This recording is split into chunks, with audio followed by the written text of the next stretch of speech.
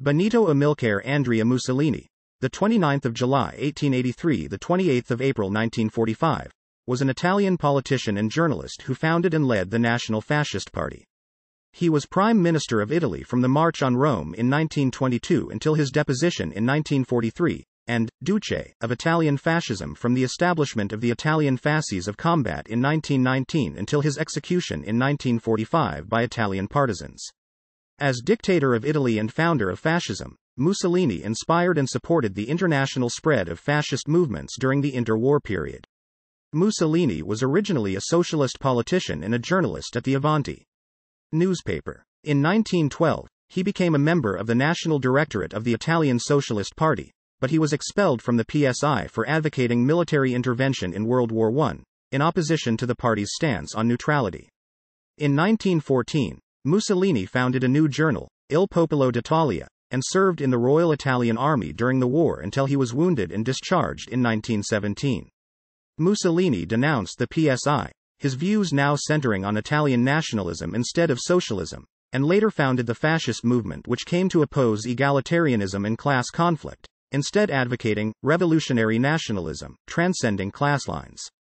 On the 31st of October 1922, following the March on Rome, the 28th to the 30th of October, Mussolini was appointed Prime Minister by King Victor Emmanuel III, becoming the youngest individual to hold the office up to that time.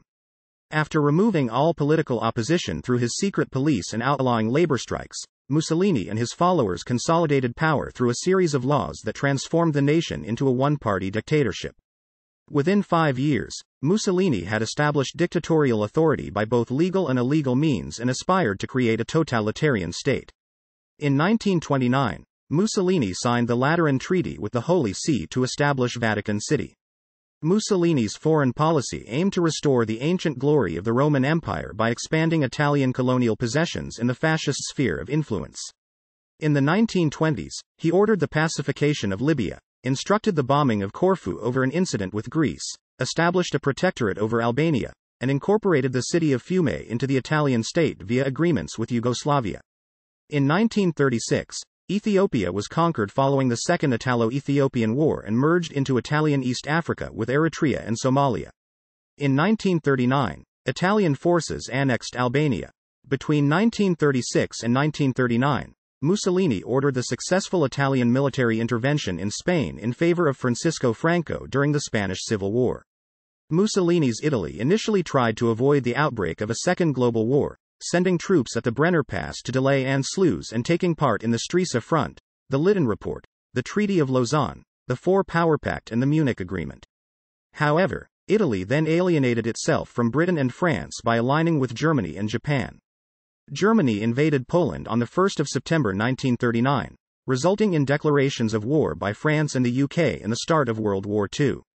On 10 June 1940, Mussolini decided to enter the war on the Axis side. Despite initial success, the subsequent Axis collapse on multiple fronts and eventual Allied invasion of Sicily made Mussolini lose the support of the population and members of the Fascist Party. As a consequence, early on 25 July 1943, the Grand Council of Fascism passed a motion of no confidence in Mussolini. Later that day, King Victor Emmanuel III dismissed him as head of government and had him placed in custody, appointing Pietro Badoglio to succeed him as prime minister. After the king agreed to an armistice with the Allies, on 12 September 1943 Mussolini was rescued from captivity in the Gran Sasso raid by German paratroopers and Waffen-SS commandos led by Major Otto Harald Morse. Hitler, after meeting with the rescued former dictator, then put Mussolini in charge of a puppet regime in northern Italy, the Italian Social Republic, Repubblica Sociale Italiana, RSI, informally known as the Salo Republic, causing a civil war. In late April 1945, in the wake of near-total defeat, Mussolini and his mistress Clara Petacci attempted to flee to Switzerland, but both were captured by Italian communist partisans and summarily executed by firing squad on 28 April 1945 near Lake Como. The bodies of Mussolini and his mistress were then taken to Milan, where they were hung upside down at a service station to publicly confirm their demise. Early life. Mussolini was born on 29 July 1883 in Dovia di Predapio, a small town in the province of Forli in Romagna. Later, during the fascist era, Predappio was dubbed Duce's town, and Forlì was called Duce's city, with pilgrims going to Predappio and Forlì to see the birthplace of Mussolini. Benito Mussolini's father, Alessandro Mussolini, was a blacksmith and a socialist, while his mother, Rosa, née Maltoni, was a devout Catholic schoolteacher. Given his father's political leanings, Mussolini was named Benito after liberal Mexican President Benito Juárez, while his middle names, Andrea and Amilcare, were for Italian socialists Andrea Costa and Amilcare Cipriani. Benito was the eldest of his parents' 3 children. His siblings Arnaldo and Edvige followed. As a young boy, Mussolini would spend some time helping his father in his smithy. Mussolini's early political views were strongly influenced by his father, who idolized 19th-century Italian nationalist figures with humanist tendencies such as Carlo Pisacane, Giuseppe Mazzini, and Giuseppe Garibaldi. His father's political outlook combined views of anarchist figures such as Carlo Cafiero and Mikhail Bakunin, the military authoritarianism of Garibaldi, and the nationalism of Mazzini. In 1902, at the anniversary of Garibaldi's death, Mussolini made a public speech in praise of the Republican nationalist. The conflict between his parents about religion meant that, unlike most Italians, Mussolini was not baptized at birth and would not be until much later in life. As a compromise between his parents, Mussolini was sent to a boarding school run by Salesian monks. After joining a new school, Mussolini achieved good grades, and qualified as an elementary schoolmaster in 1901. Emigration to Switzerland and military service. In 1902, Mussolini emigrated to Switzerland, partly to avoid compulsory military service. He worked briefly as a stonemason in Geneva, Freiburg and Bern, but was unable to find a permanent job. During this time he studied the ideas of the philosopher Friedrich Nietzsche, the sociologist Vilfredo Pareto, and the syndicalist Georges Sorel. Mussolini also later credited the Christian socialist Charles Peguy and the syndicalist Hubert Lagardelle as some of his influences. Sorel's emphasis on the need for overthrowing decadent liberal democracy and capitalism by the use of violence, direct action, the general strike and the use of neo-Machiavellian appeals to emotion, impressed Mussolini deeply. Mussolini became active in the Italian socialist movement in Switzerland, working for the paper L'Avenir del Lavoratore, organizing meetings, giving speeches to workers, and serving as secretary of the Italian Workers' Union in Lausanne. Angelika Balabanov reportedly introduced him to Vladimir Lenin, who later criticized Italian socialists for having lost Mussolini from their cause. In 1903, he was arrested by the Bernese police because of his advocacy of a violent general strike, spent 2 weeks in jail, and was deported to Italy. After he was released there, he returned to Switzerland. In 1904, having been arrested again in Geneva and expelled for falsifying his papers, Mussolini returned to Lausanne, where he attended the University of Lausanne's Department of Social Science, following the lessons of Vilfredo Pareto. In 1937, when he was Prime Minister of Italy, the University of Lausanne awarded Mussolini an honorary doctorate on the occasion of its 400th anniversary.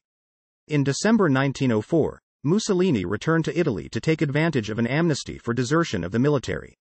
He had been convicted for this in absentia. Since a condition for being pardoned was serving in the army, he joined the corps of the Bersaglieri in Forlì on 30 December 1904. After serving for 2 years in the military, from January 1905 until September 1906, he returned to teaching. Political journalist, intellectual and socialist. In February 1909, Mussolini again left Italy, this time to take the job as the secretary of the Labour Party in the Italian-speaking city of Trento, which at the time was part of Austria-Hungary. It is now within Italy. He also did office work for the local Socialist Party, and edited its newspaper L'Avenir del Lavoratore, the future of the worker. Returning to Italy, he spent a brief time in Milan, and in 1910 he returned to his hometown of Forlì, where he edited the weekly Lotta di Classe, the class struggle. Mussolini thought of himself as an intellectual and was considered to be well-read. He read avidly. His favorites in European philosophy included Sorel, the Italian futurist Filippo Tommaso Marinetti, French socialist Gustave Hervé, Italian anarchist Enrico Malatesta, and German philosophers Friedrich Engels and Karl Marx, the founders of Marxism. Mussolini had taught himself French and German and translated excerpts from Nietzsche, Schopenhauer and Kant. During this time, he published Il Trentino veduto da un socialista. Trentino is seen by a socialist, in the radical periodical La Voce. He also wrote several essays about German literature, some stories, and one novel. L'amante del Cardinale, Claudia Particella, Romanzo Storico, The Cardinal's Mistress. This novel he co-wrote with Santi Corveja, and it was published as a serial book in the Trento newspaper Il Popolo. It was released in installments from the 20th of January to the 11th of May 1910. The novel was bitterly anti-clerical, and years later was withdrawn from circulation after Mussolini made a truce with the Vatican. He had become one of Italy's most prominent socialists. In September 1911, Mussolini participated in a riot, led by socialists, against the Italian war in Libya. He bitterly denounced Italy's imperialist war, an action that earned him a 5-month jail term. After his release, he helped expel Ivanoe Bonomi and Leonida Bissolati from the Socialist Party, as they were two revisionists who had supported the war. He was rewarded the editorship of the Socialist Party newspaper Avanti. Under his leadership, its circulation soon rose from 20,000 to 100,000. John Gunther in 1940 called him one of the best journalists alive. Mussolini was a working reporter while preparing for the March on Rome, and wrote for the Hearst News Service until 1935. Mussolini was so familiar with Marxist literature that in his own writings he would not only quote from well-known Marxist works but also from the relatively obscure works. During this period, Mussolini considered himself a Marxist, and he described Marx as the greatest of all theorists of socialism. In 1913, he published Giovanni Huss, Il Veridico, Jan Hus, True Prophet, an historical and political biography about the life and mission of the Czech ecclesiastic reformer Jan Hus and his militant followers, the Hussites. During this socialist period of his life, Mussolini sometimes used the pen name, Vero Eretico, sincere heretic. Mussolini rejected egalitarianism, a core doctrine of socialism. He was influenced by Nietzsche's anti-Christian ideas and negation of God's existence. Mussolini felt that socialism had faltered, in view of the failures of Marxist determinism and social democratic reformism, and believed that Nietzsche's ideas would strengthen socialism. While associated with socialism, Mussolini's writings eventually indicated that he had abandoned Marxism and egalitarianism in favor of Nietzsche's Übermensch concept and anti-egalitarianism. Expulsion from the Italian Socialist Party. A number of socialist parties initially supported World War I at the time it began in August 1914. Once the war started, Austrian, British, French, and German socialists followed the rising nationalist current by supporting their country's intervention in the war. The outbreak of the war had resulted in a surge of Italian nationalism, and the war was supported by a variety of political factions. One of the most prominent and popular Italian nationalist supporters of the war was Gabriele D'Annunzio, who promoted Italian irredentism and helped sway the Italian public to support intervention in the war. The Italian Liberal Party under the leadership of Paolo Boselli promoted intervention in the war on the side of the Allies and utilized the Società Dante Alighieri to promote Italian nationalism. Italian socialists were divided on whether to support the war or oppose it. Prior to Mussolini taking a position on the war, a number of revolutionary syndicalists had announced their support of intervention, including Alceste de Ambris, Filippo Corridoni, and Angelo Olivero Olivetti. The Italian Socialist Party decided to oppose the war after anti-militarist protesters had been killed, resulting in a general strike called Red Week. Mussolini initially held official support for the party's decision in an August 1914 article, Mussolini wrote, "Down with the war. We remain neutral." He saw the war as an opportunity, both for his own ambitions as well as those of socialists and Italians. He was influenced by anti-Austrian Italian nationalist sentiments, believing that the war offered Italians in Austria-Hungary the chance to liberate themselves from rule of the Habsburgs. He eventually decided to declare support for the war by appealing to the need for socialists to overthrow the Hohenzollern and Habsburg monarchies in Germany and Austria-Hungary, who he said had consistently repressed socialism. Mussolini further justified his position by denouncing the Central Powers for being reactionary powers, for pursuing imperialist designs against Belgium and Serbia, as well as historically against Denmark, France, and against Italians, since hundreds of thousands of Italians were under Habsburg rule. He argued that the fall of Hohenzollern and Habsburg monarchies and the repression of reactionary Turkey would create conditions beneficial for the working class. While he was supportive of the Entente powers, Mussolini responded to the conservative nature of Tsarist Russia by stating that the mobilization required for the war would undermine Russia's reactionary authoritarianism and the war would bring Russia to social revolution. He said that for Italy the war would complete the process of risorgimento by uniting the Italians in Austria-Hungary into Italy and by allowing the common people of Italy to be participating members of the Italian nation in what would be Italy's first national war. Thus, he claimed that the vast social changes that the war could offer meant that it should be supported as a revolutionary war. As Mussolini's support for the intervention solidified, he came into conflict with socialists who opposed the war. He attacked the opponents of the war and claimed that those proletarians who supported pacifism were out of step with the proletarians who had joined the rising interventionist vanguard that was preparing Italy for a revolutionary war. He began to criticize the Italian Socialist Party and socialism itself for having failed to recognize the national problems that had led to the outbreak of the war. He was expelled from the party for his support of intervention. The following excerpts are from a police report prepared by the Inspector General of Public Security in Milan, G. Gasti, that describe his background and his position on the First World War that resulted in his ousting from the Italian Socialist Party. Beginning of fascism and service in World War I. After being ousted by the Italian Socialist Party for his support of Italian intervention, Mussolini made a radical transformation, ending his support for class conflict and joining in support of revolutionary nationalism transcending class lines. He formed the interventionist newspaper Il Popolo d'Italia and the Fascio Rivoluzionario di Azione Internazionalista, Revolutionary Fasces for International Action, in October 1914. His nationalist support of intervention enabled him to raise funds from Ansaldo, an armaments firm, and other companies to create Il Popolo d'Italia to convince socialists and revolutionaries to support the war. Further funding for Mussolini's fascists during the war came from French sources, beginning in May 1915. A major source of this funding from France is believed to have been from French socialists who sent support to dissident socialists who wanted Italian intervention on France's side. On 5 December 1914, Mussolini denounced Orthodox socialism for failing to recognize that the war had made national identity and loyalty more significant than class distinction. Mussolini continued to promote the need of a revolutionary vanguard elite to lead society. He no longer advocated a proletarian vanguard, but instead a vanguard led by dynamic and revolutionary people of any social class. Though he denounced orthodox socialism and class conflict, he maintained at the time that he was a nationalist socialist and a supporter of the legacy of nationalist socialists in Italy's history, such as Giuseppe Garibaldi, Giuseppe Mazzini, and Carlo Pisacane.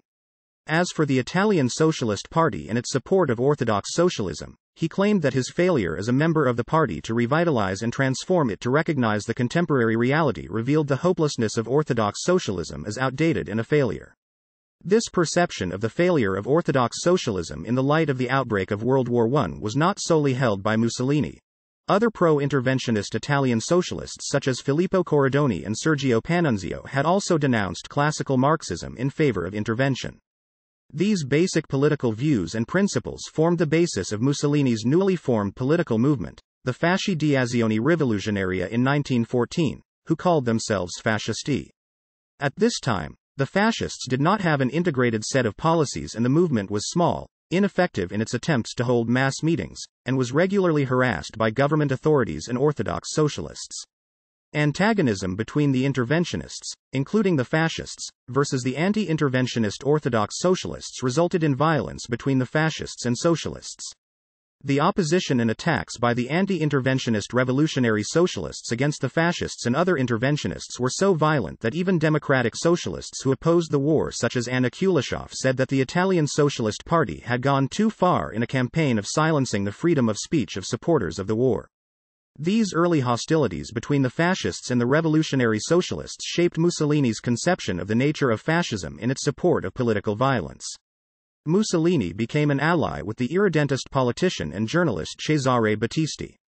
When World War I started, Mussolini, like many Italian nationalists, volunteered to fight. He was turned down because of his radical socialism and told to wait for his reserve call-up. He was called up on 31 August and reported for duty with his old unit, the Bersaglieri. After a 2-week refresher course he was sent to Isonzo front where he took part in the Second Battle of the Isonzo, September 1915.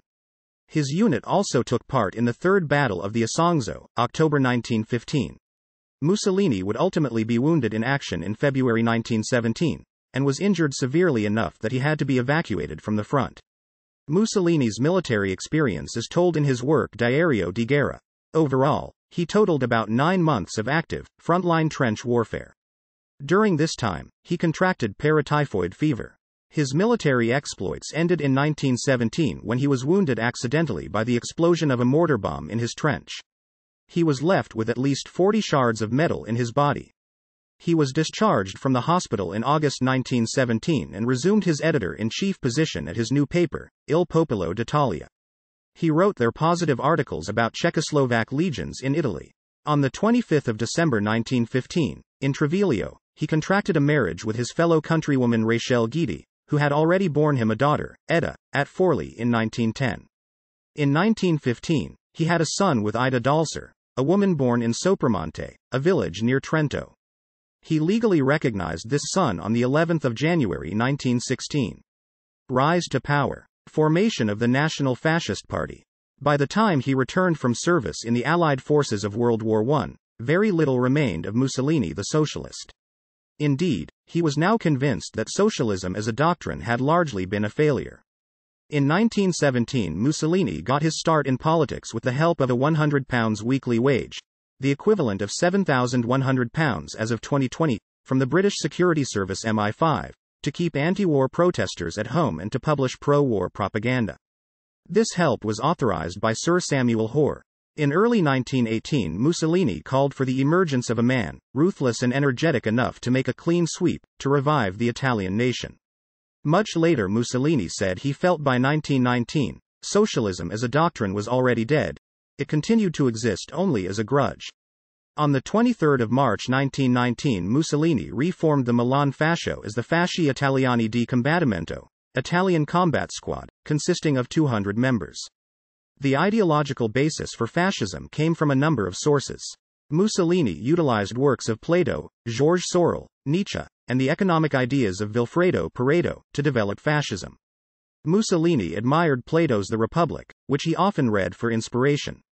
The Republic expounded a number of ideas that fascism promoted, such as rule by an elite promoting the state as the ultimate end, opposition to democracy, protecting the class system and promoting class collaboration, rejection of egalitarianism, promoting the militarization of a nation by creating a class of warriors, demanding that citizens perform civic duties in the interest of the state, and utilizing state intervention in education to promote the development of warriors and future rulers of the state. Plato was an idealist, focused on achieving justice and morality, while Mussolini and fascism were realist, focused on achieving political goals. The idea behind Mussolini's foreign policy was that of spazio vitale, vital space, a concept in fascism that was analogous to Lebensraum in German National Socialism. The concept of spazio vitale was first announced in 1919, when the entire Mediterranean, especially so-called Julian March, was redefined to make it appear a unified region that had belonged to Italy from the times of the ancient Roman province of Italia, and was claimed as Italy's exclusive sphere of influence. The right to colonize the neighboring Slovene ethnic areas in the Mediterranean, being inhabited by what were alleged to be less developed peoples, was justified on the grounds that Italy was allegedly suffering from overpopulation. Borrowing the idea first developed by Enrico Corradini before 1914 of the natural conflict between plutocratic nations like Britain and proletarian nations like Italy, Mussolini claimed that Italy's principal problem was that plutocratic countries like Britain were blocking Italy from achieving the necessary spazio vitale that would let the Italian economy grow. Mussolini equated a nation's potential for economic growth with territorial size. Thus, in his view, the problem of poverty in Italy could only be solved by winning the necessary spazio vitale. Though biological racism was less prominent in fascism than in National Socialism, right from the start the spazio vitale concept had a strong racist undercurrent. Mussolini asserted there was a natural law for stronger peoples to subject and dominate inferior peoples such as the barbaric Slavic peoples of Yugoslavia. While Italy occupied former Austro-Hungarian areas between years 1918 and 1920, 500 Slav societies, for example Sokol, and slightly smaller number of libraries, reading rooms, had been forbidden, specifically so later with the Law on Associations, the Law on Public Demonstrations and the Law on Public Order, the closure of the Classical Lyceum in Pazin, of the High School in Veloska, and the 500 Slovene and Croatian primary schools followed. 1,000 Slav teachers were forcibly exiled to Sardinia and to southern Italy. In the same way, Mussolini argued that Italy was right to follow an imperialist policy in Africa because he saw all black people as inferior to whites. Mussolini claimed that the world was divided into a hierarchy of races, stirpe, though this was justified more on cultural than on biological grounds, and that history was nothing more than a Darwinian struggle for power and territory between various racial masses. Mussolini, along with the eugenics movements in the United States, the United Kingdom, and other European and European colonial nations of the same era such as Brazil, cf. Yellow Peril propaganda, saw high birth rates in Africa and Asia as a threat to the white race, and he often asked the rhetorical question, "Are the blacks and yellows at the door?" To be followed up with, "Yes, they are." Mussolini believed that the United States was doomed as the American blacks had a higher birth rate than whites, making it inevitable that the blacks would take over the United States to drag it down to their level. The very fact that Italy was suffering from overpopulation was seen as proving the cultural and spiritual vitality of the Italians, who were thus justified in seeking to colonize lands that Mussolini argued, on a historical basis, belonged to Italy anyway, which was the heir to the Roman Empire. In Mussolini's thinking, demography was destiny. Nations with rising populations were nations destined to conquer, and nations with falling populations were decaying powers that deserved to die. Hence, the importance of natalism to Mussolini, since only by increasing the birth rate could Italy ensure that its future as a great power that would win its spazio vitale would be assured. By Mussolini's reckoning, the Italian population had to reach 60 million to enable Italy to fight a major war, hence his relentless demands for Italian women to have more children in order to reach that number. Mussolini and the fascists managed to be simultaneously revolutionary and traditionalist. Because this was vastly different from anything else in the political climate of the time, it is sometimes described as the Third Way. The Fascisti, led by one of Mussolini's close confidants, Dino Grandi, formed armed squads of war veterans called Blackshirts, or Squadristi, with the goal of restoring order to the streets of Italy with a strong hand. The Blackshirts clashed with communists, socialists, and anarchists at parades and demonstrations. All of these factions were also involved in clashes against each other. The Italian government rarely interfered with the Blackshirts' actions, owing in part to a looming threat and widespread fear of a communist revolution. The Fascisti grew rapidly. Within 2 years they transformed themselves into the National Fascist Party at a congress in Rome. In 1921, Mussolini won election to the Chamber of Deputies for the first time. In the meantime, from about 1911 until 1938, Mussolini had various affairs with the Jewish author and academic Margherita Sarfatti, called the Jewish Mother of Fascism, at the time. March on Rome. In the night between 27 and 28 October 1922, about 30,000 fascist blackshirts gathered in Rome to demand the resignation of Liberal Prime Minister Luigi Facta and the appointment of a new fascist government. On the morning of 28 October, King Victor Emmanuel III, who according to the Albertine Statute held the supreme military power, refused the government request to declare martial law, which led to Facta's resignation. The king then handed over power to Mussolini, who stayed in his headquarters in Milan during the talks, by asking him to form a new government. The king's controversial decision has been explained by historians as a combination of delusions and fears. Mussolini enjoyed wide support in the military and among the industrial and agrarian elites, while the king and the conservative establishment were afraid of a possible civil war and ultimately thought they could use Mussolini to restore law and order in the country, but failed to foresee the danger of a totalitarian evolution. Appointment as Prime Minister. As Prime Minister, the first years of Mussolini's rule were characterized by a right-wing coalition government composed of fascists, nationalists, liberals, and 2 Catholic clerics from the People's Party. The fascists made up a small minority in his original governments. Mussolini's domestic goal was the eventual establishment of a totalitarian state with himself as supreme leader, Il Duce, a message that was articulated by the fascist newspaper Il Popolo d'Italia, which was now edited by Mussolini's brother, Arnaldo. To that end, Mussolini obtained from the legislature dictatorial powers for 1 year, legal under the Italian constitution of the time. He favored the complete restoration of state authority, with the integration of the Italian Fasces of Combat into the armed forces, the foundation in January 1923 of the Voluntary Militia for National Security, and the progressive identification of the party with the state. In political and social economy, he passed legislation that favored the wealthy industrial and agrarian classes, privatizations, liberalizations of rent laws and dismantlement of the unions. In 1923, Mussolini sent Italian forces to invade Corfu during the Corfu incident. In the end, the League of Nations proved powerless, and Greece was forced to comply with Italian demands. Acerbo Law. In June 1923, the government passed the Acerbo Law, which transformed Italy into a single national constituency. It also granted a two-thirds majority of the seats in parliament to the party or group of parties that received at least 25% of the votes. This law applied in the elections of 6 April 1924. The National Alliance, consisting of fascists, most of the old liberals and others, won 64% of the vote. Squadristi violence.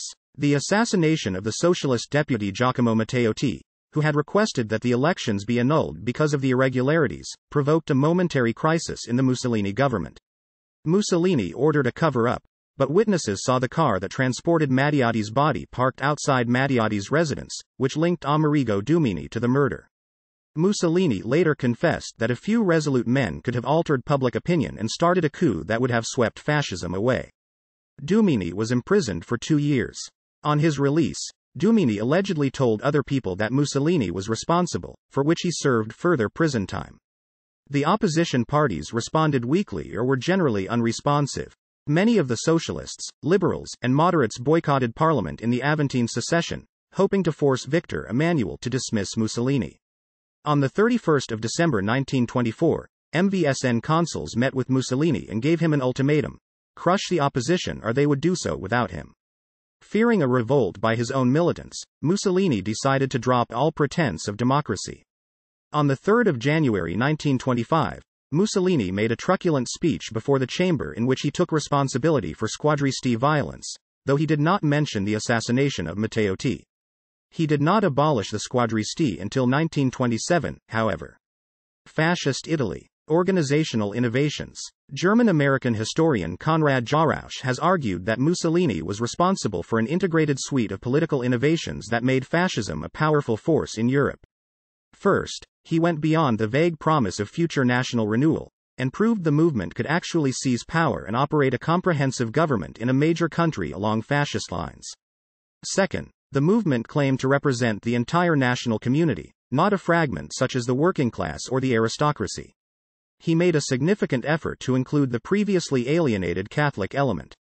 He defined public roles for the main sectors of the business community rather than allowing it to operate backstage. Third, he developed a cult of one-man leadership that focused media attention and national debate on his own personality. As a former journalist, Mussolini proved highly adept at exploiting all forms of mass media, including such new forms as motion pictures and radio. Fourth, he created a mass membership party, with free programs for young men, young women, and various other groups who could therefore be more readily mobilized and monitored. He shut down all alternative political formations and parties, but this step was not an innovation by any means. Like all dictators, he made liberal use of the threat of extrajudicial violence, as well as actual violence by his blackshirts, to frighten his opposition. Police state. Between 1925 and 1927, Mussolini progressively dismantled virtually all constitutional and conventional restraints on his power and built a police state. A law passed on 24 December 1925, Christmas Eve for the largely Roman Catholic country, changed Mussolini's formal title from President of the Council of Ministers to Head of the Government, although he was still called Prime Minister by most non-Italian news sources. He was no longer responsible to Parliament and could be removed only by the king. While the Italian constitution stated that ministers were responsible only to the sovereign, in practice it had become all but impossible to govern against the express will of Parliament. The Christmas Eve law ended this practice, and also made Mussolini the only person competent to determine the body's agenda. This law transformed Mussolini's government into a de facto legal dictatorship. Local autonomy was abolished, and podestas appointed by the Italian Senate replaced elected mayors and councils. On 7 April 1926, Mussolini survived a first assassination attempt by Violet Gibson, an Irish woman and daughter of Lord Ashbourne, who was deported after her arrest. On 31 October 1926, 15-year-old Antio Zamboni attempted to shoot Mussolini in Bologna. Zamboni was lynched on the spot. Mussolini also survived a failed assassination attempt in Rome by anarchist Gino Lucetti, and a planned attempt by the Italian anarchist Michel Cherieux, which ended with Cherieux's capture and execution. All other parties were outlawed following Zamboni's assassination attempt in 1926, though in practice Italy had been a one-party state since 1925, with either his January speech to the chamber or the passage of the Christmas Eve law, depending on the source. In the same year, an electoral law abolished parliamentary elections. Instead, the Grand Council of Fascism selected a single list of candidates to be approved by plebiscite. The Grand Council had been created 5 years earlier as a party body but was constitutionalized and became the highest constitutional authority in the state. On paper, the Grand Council had the power to recommend Mussolini's removal from office, and was thus theoretically the only check on his power. However, only Mussolini could summon the Grand Council and determine its agenda. To gain control of the south, especially Sicily, he appointed Cesare Mori as a prefect of the city of Palermo, with the charge of eradicating the mafia at any price. Mori did not hesitate to lay siege to towns, using torture, and holding women and children as hostages to oblige suspects to give themselves up. These harsh methods earned him the nickname of Iron Prefect. In 1927, Mori's inquiries brought evidence of collusion between the mafia and the fascist establishment, and he was dismissed for length of service in 1929, at which time the number of murders in Palermo province had decreased from 200 to 23. Mussolini nominated Mori as a senator, and fascist propaganda claimed that the mafia had been defeated. General elections were held in the form of a referendum on the 24th of March 1929. By this time, the country was a single-party state with the National Fascist Party as the only legally permitted party. The list put forward was ultimately approved by 98.43% of voters. The pacification of Libya. In 1919, the Italian state had brought in a series of liberal reforms in Libya that allowed education in Arabic and Berber and allowed for the possibility that the Libyans might become Italian citizens. Giuseppe Volpi, who had been appointed governor in 1921, was retained by Mussolini, and withdrew all of the measures offering equality to the Libyans. A policy of confiscating land from the Libyans to hand over to Italian colonists gave new vigor to Libyan resistance led by Omar Mukhtar, and during the ensuing pacification of Libya, the fascist regime waged a genocidal campaign designed to kill as many Libyans as possible. Well over half the population of Cyrenaica were confined to 15 concentration camps by 1931 while the Royal Italian Air Force staged chemical warfare attacks against the Bedouin. On 3 January 1933, Mussolini told the diplomat Baron Pompei Aloisi that the French in Tunisia had made an appalling blunder by permitting sex between the French and the Tunisians, which he predicted would lead to the French degenerating into a nation of half-castes, and to prevent the same thing happening to the Italians gave orders to Marshal Badoglio that miscegenation be made a crime in Libya. Economic policy. Mussolini launched several public construction programs and government initiatives throughout Italy to combat economic setbacks or unemployment levels. His earliest, and one of the best known, was the Battle for Wheat, by which 5,000 new farms were established and 5 new agricultural towns, among them Littoria and Sabaudia, on land reclaimed by draining the Pontine marshes. In Sardinia, a model agricultural town was founded and named Mussolinia, but has long since been renamed Arborea. This town was the first of what Mussolini hoped would have been thousands of new agricultural settlements across the country. The battle for wheat diverted valuable resources to wheat production away from other more economically viable crops. Landowners grew wheat on unsuitable soil using all the advances of modern science, and although the wheat harvest increased, prices rose, consumption fell and high tariffs were imposed. The tariffs promoted widespread inefficiencies and the government subsidies given to farmers pushed the country further into debt. Mussolini also initiated the Battle for Land, a policy based on land reclamation outlined in 1928. The initiative had a mixed success. While projects such as the draining of the Pontine Marsh in 1935 for agriculture were good for propaganda purposes, provided work for the unemployed and allowed for great landowners to control subsidies, other areas in the battle for land were not very successful. This program was inconsistent with the battle for wheat. Small plots of land were inappropriately allocated for large-scale wheat production, and the Pontine Marsh was lost during World War II. Fewer than 10,000 peasants resettled on the redistributed land, and peasant poverty remained high. The Battle for Land initiative was abandoned in 1940.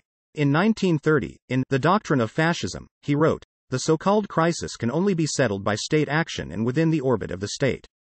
He tried to combat economic recession by introducing a Gold for the Fatherland initiative, encouraging the public to voluntarily donate gold jewelry to government officials in exchange for steel wristbands bearing the words, "Gold for the Fatherland." Even Rachel Mussolini donated her wedding ring. The collected gold was melted down and turned into gold bars, which were then distributed to the national banks. Government control of business was part of Mussolini's policy planning. By 1935, he claimed that 3/4 of Italian businesses were under state control. Later that year, Mussolini issued several edicts to further control the economy, e.g. forcing banks, businesses, and private citizens to surrender all foreign-issued stock and bond holdings to the Bank of Italy. In 1936, he imposed price controls. He also attempted to turn Italy into a self-sufficient autarky, instituting high barriers on trade with most countries except Germany. In 1943, Mussolini proposed the theory of economic socialization.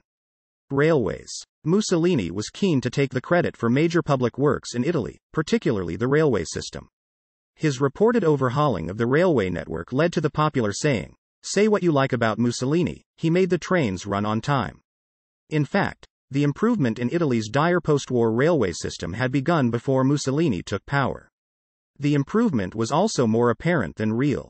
George Seldes wrote in 1936 that although the express trains carrying tourists generally, though not always, ran on schedule, the same was not true for the smaller lines, where delays were frequent, while Ruth Ben-Ghiat has said that they improved the lines that had a political meaning to them.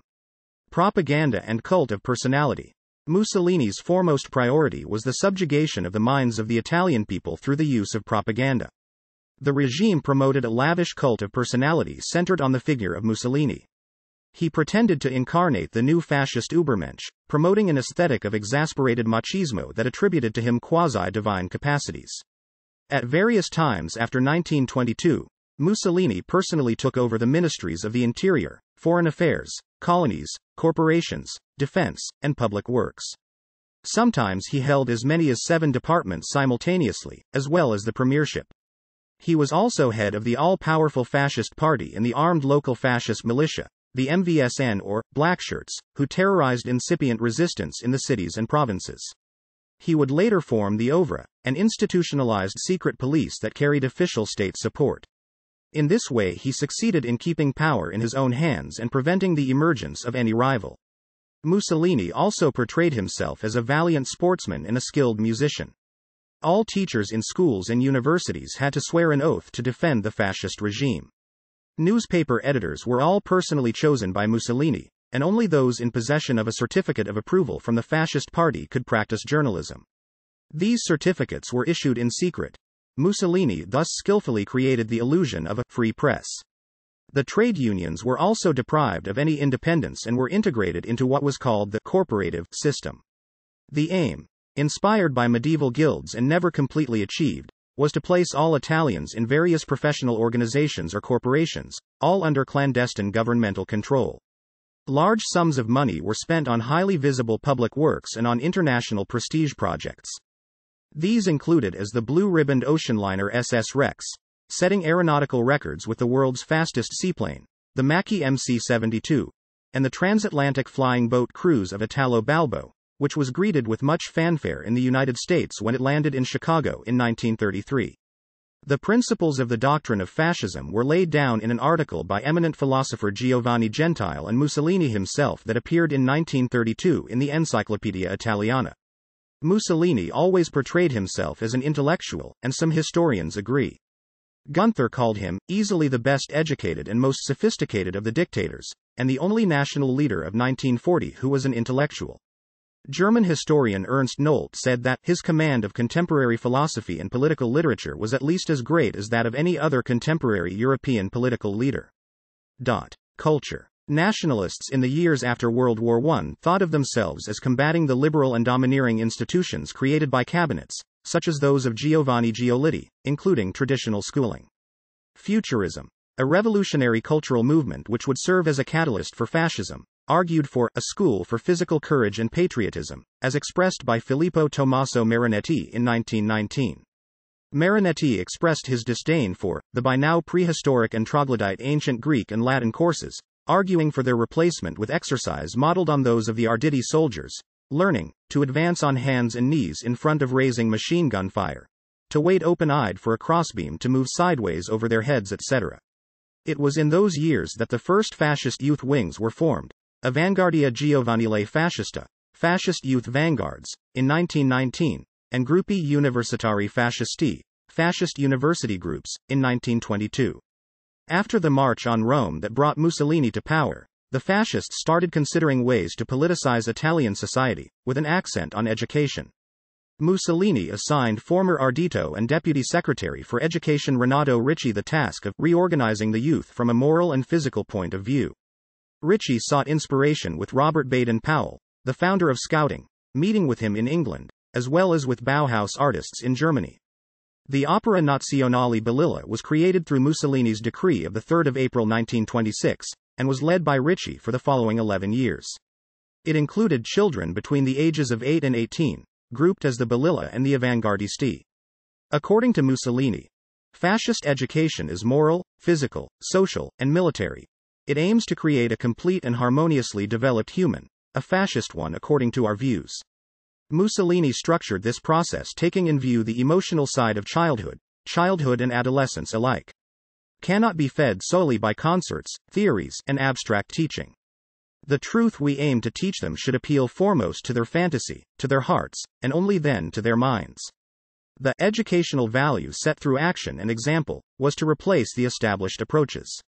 Fascism opposed its version of idealism to prevalent rationalism, and used the Opera Nazionale Balilla to circumvent educational tradition by imposing the collective and hierarchy, as well as Mussolini's own personality cult.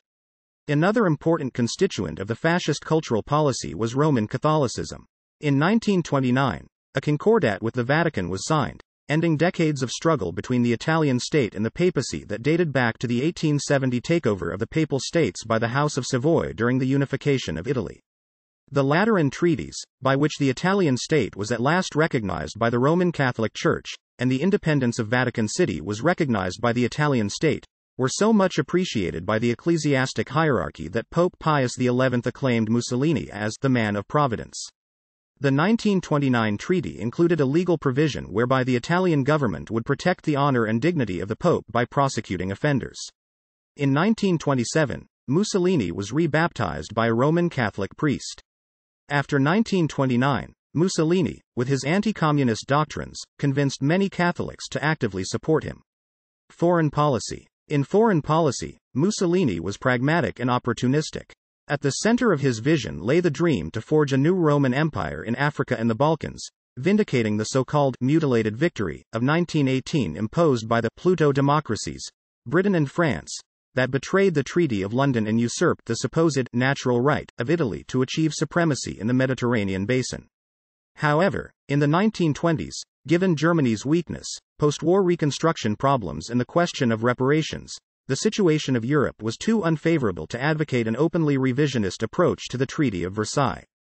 In the 1920s, Italy's foreign policy was based on the traditional idea of Italy maintaining equidistant stance from all the major powers in order to exercise determinant weight, which by whatever power Italy chose to align with would decisively change the balance of power in Europe, and the price of such an alignment would be support for Italian ambitions in Europe and Africa.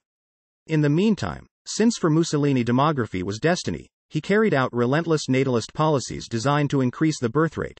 For example, in 1924 making advocating or giving information about contraception a criminal offense, and in 1926 ordering every Italian woman to double the number of children that they were willing to bear. For Mussolini, Italy's current population of 40 million was insufficient to fight a major war, and he needed to increase the population to at least 60 million Italians before he would be ready for war. In his early years in power, Mussolini operated as a pragmatic statesman, trying to achieve some advantages, but never at the risk of war with Britain and France. An exception was the bombardment and occupation of Corfu in 1923, following an incident in which Italian military personnel charged by the League of Nations to settle a boundary dispute between Greece and Albania were assassinated by bandits. The nationality of the bandits remains unclear. At the time of the Corfu incident, Mussolini was prepared to go to war with Britain, and only desperate pleading by the Italian Navy leadership, who argued that the Italian Navy was no match for the British Royal Navy, persuaded Mussolini to accept a diplomatic solution.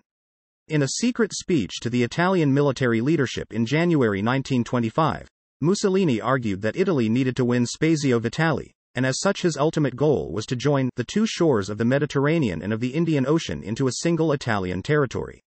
Reflecting his obsession with demography, Mussolini went on to say that Italy did not at the present possess sufficient manpower to win a war against Britain or France, and that the time for war would come sometime in the mid-1930s, when Mussolini calculated the high Italian birth rate would finally give Italy the necessary numbers to win.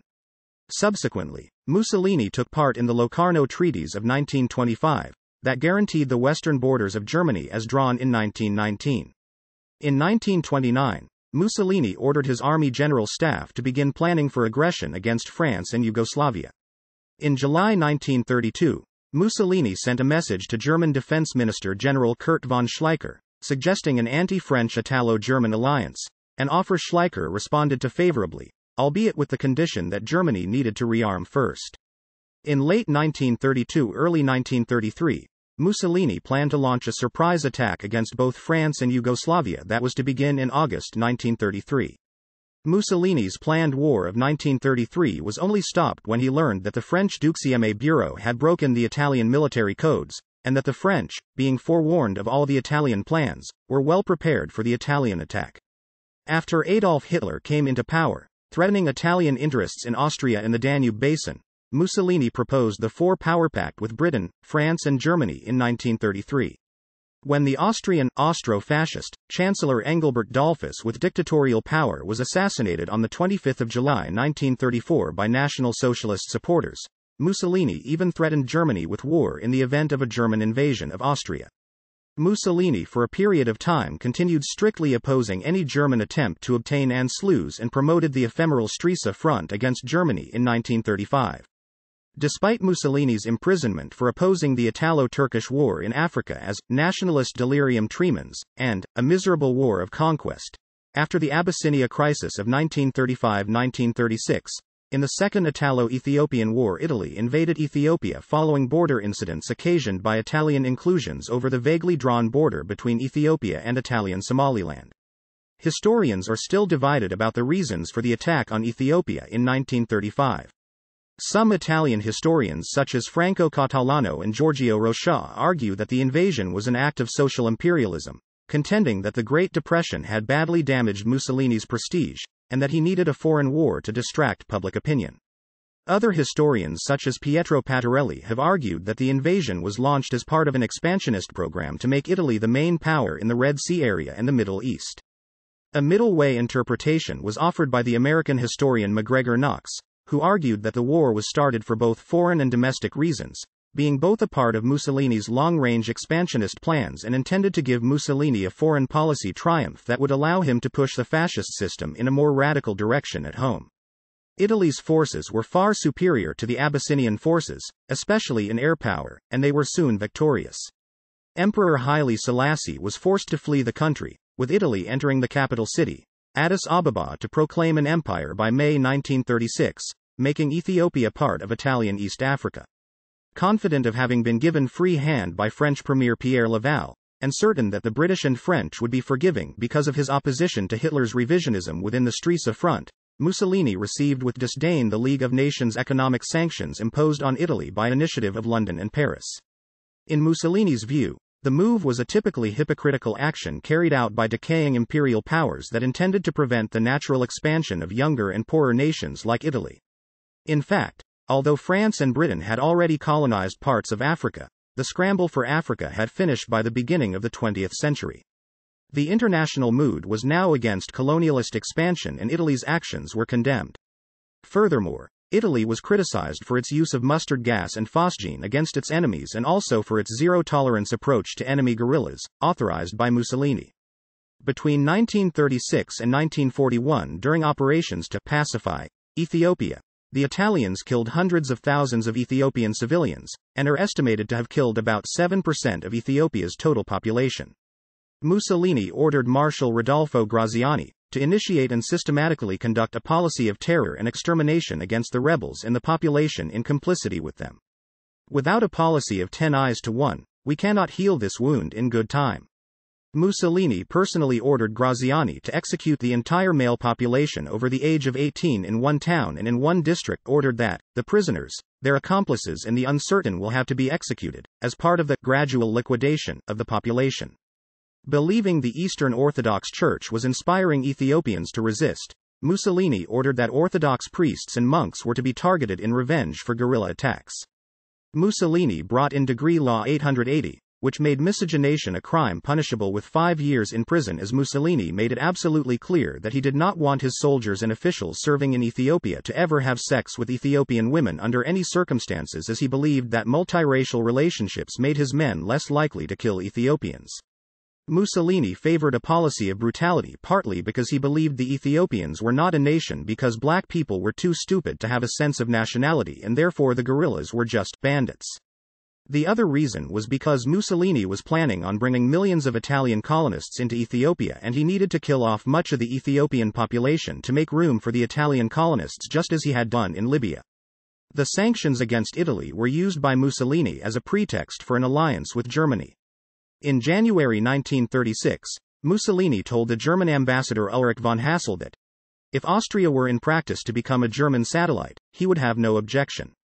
By recognizing Austria was within the German sphere of influence, Mussolini had removed the principal problem in Italo-German relations. On the 11th of July 1936, an Austro-German treaty was signed under which Austria declared itself to be a German state, whose foreign policy would always be aligned with Berlin, and allowed for pro-Nazis to enter the Austrian cabinet. Mussolini had applied strong pressure on the Austrian Chancellor Kurt Schuschnigg to sign the treaty in order to improve his relations with Hitler. After the sanctions against Italy ended in July 1936, the French tried hard to revive the Stresa Front, displaying what Sullivan called an almost humiliating determination to retain Italy as an ally.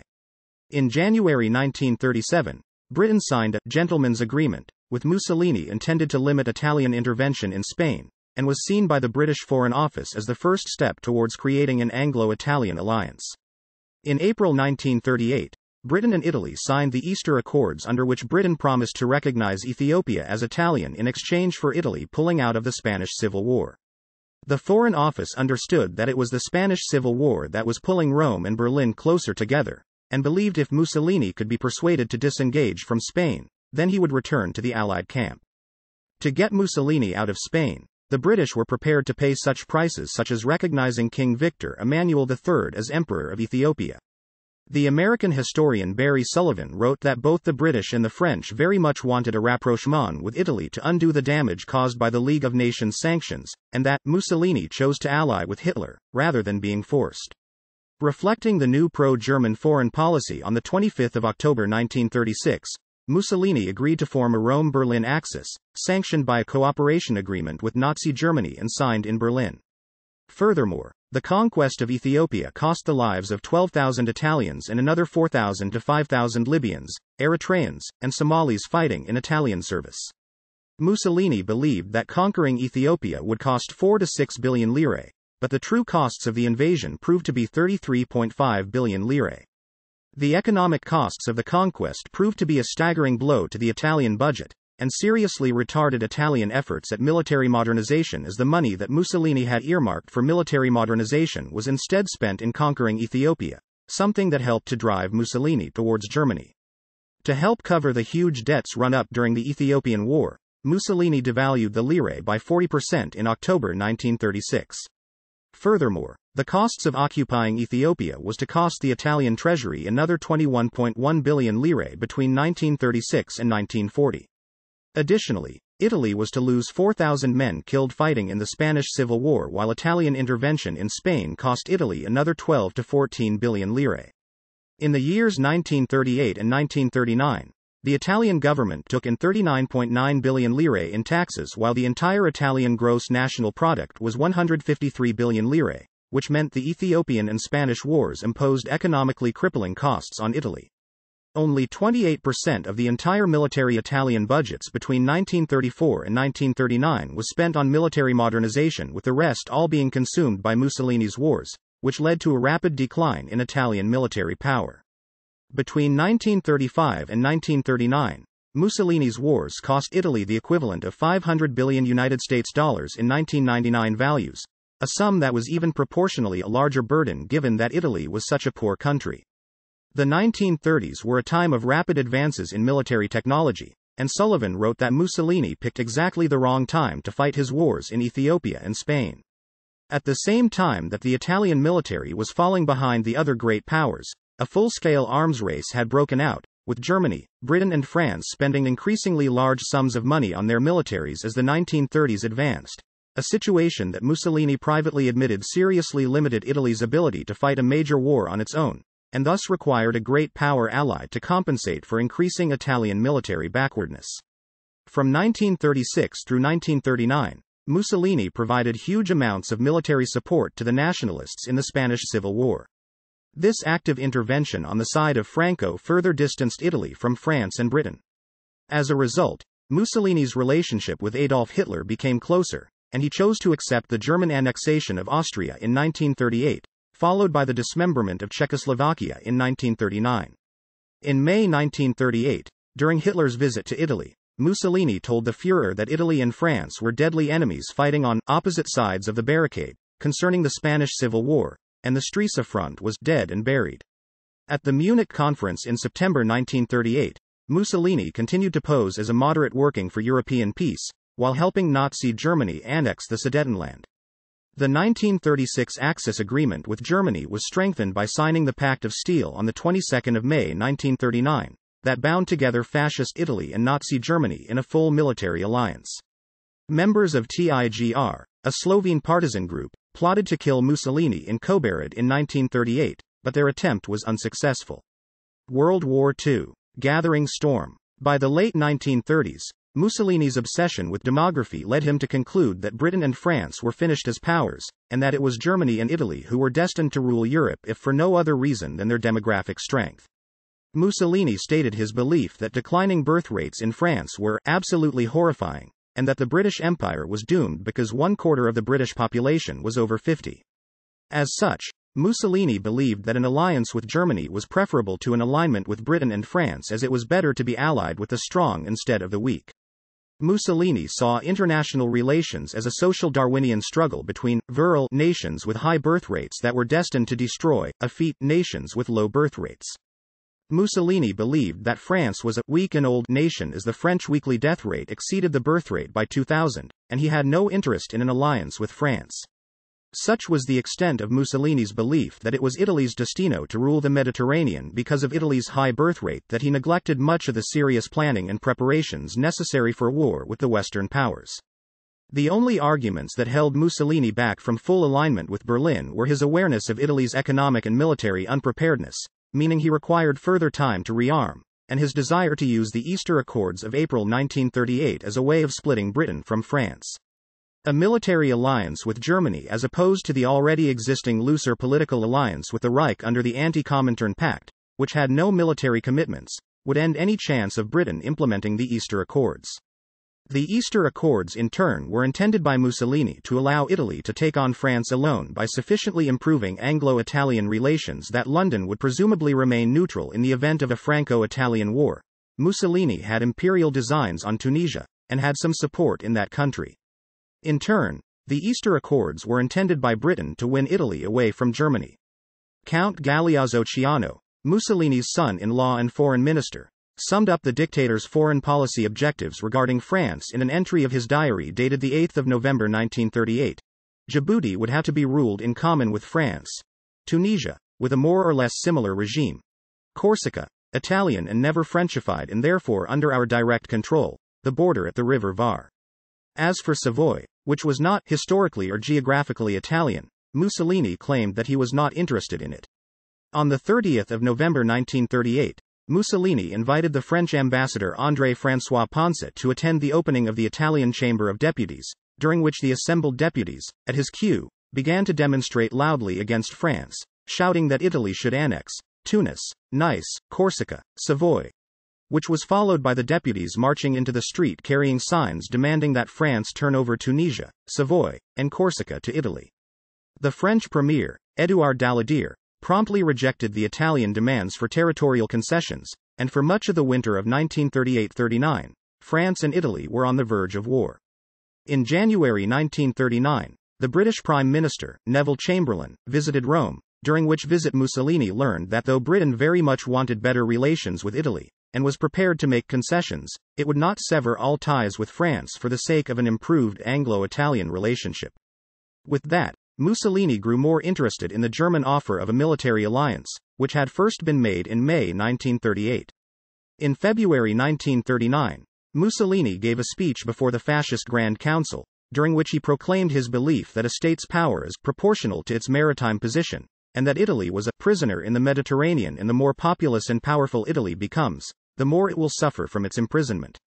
The bars of this prison are Corsica, Tunisia, Malta, Cyprus. The sentinels of this prison are Gibraltar and Suez. The new course was not without its critics. On the 21st of March 1939, during a meeting of the Fascist Grand Council, Italo Balbo accused Mussolini of licking Hitler's boots, blasted the Duce's pro-German foreign policy as leading Italy to disaster, and noted that the opening to Britain still existed and it was not inevitable that Italy had to ally with Germany.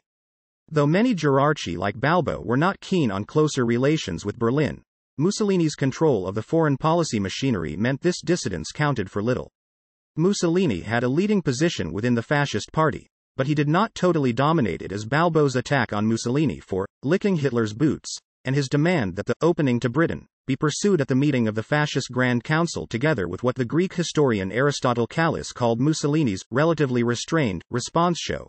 The Nazi Party had nothing equivalent to the Fascist Grand Council, and it was inconceivable that one of Hitler's Gauleiters would attack him in the same way that a gerarchi like Balbo criticized Mussolini. In April 1939, Mussolini ordered the Italian invasion of Albania. Italy defeated Albania within just 5 days, forcing King Zog to flee and setting up a period of Albania under Italy. Until May 1939, the Axis had not been entirely official, but during that month the Pact of Steel Treaty was signed, outlining the friendship and alliance between Germany and Italy, signed by each of its foreign ministers. The Pact of Steel was an offensive and defensive military alliance, though Mussolini had signed the treaty only after receiving a promise from the Germans that there would be no war for the next 3 years. Italy's King Victor Emmanuel III was also wary of the pact, favoring the more traditional Italian allies like France, and fearful of the implications of an offensive military alliance, which in effect meant surrendering control over questions of war and peace to Hitler. Hitler was intent on invading Poland, though Ciano warned this would likely lead to war with the Allies. Hitler dismissed Ciano's comment, predicting instead that Britain and the other Western countries would back down, and he suggested that Italy should invade Yugoslavia. The offer was tempting to Mussolini, but at that stage a world war would be a disaster for Italy, as the armaments situation from building the Italian Empire thus far was lean.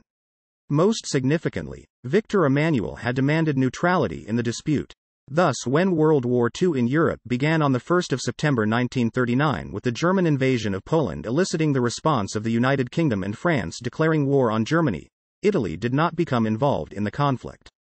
However, when the Germans incarcerated 183 professors from Jagiellonian University in Krakow on 6 November 1939, Mussolini personally intervened to Hitler against this action, leading to the freeing of 101 Poles. War declared. As World War II began, Ciano and Viscount Halifax were holding secret phone conversations. The British wanted Italy on their side against Germany, as it had been in World War I. French government opinion was more geared towards action against Italy, as they were eager to attack Italy in Libya. In September 1939, France swung to the opposite extreme, offering to discuss issues with Italy, but as the French were unwilling to discuss Corsica, Nice and Savoy, Mussolini did not answer.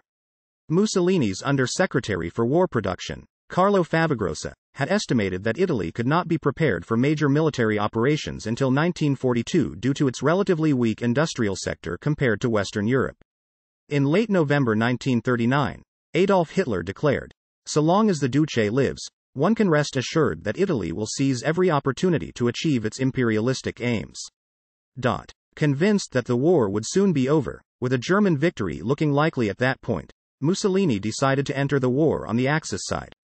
Accordingly, Italy declared war on Britain and France on 10 June 1940.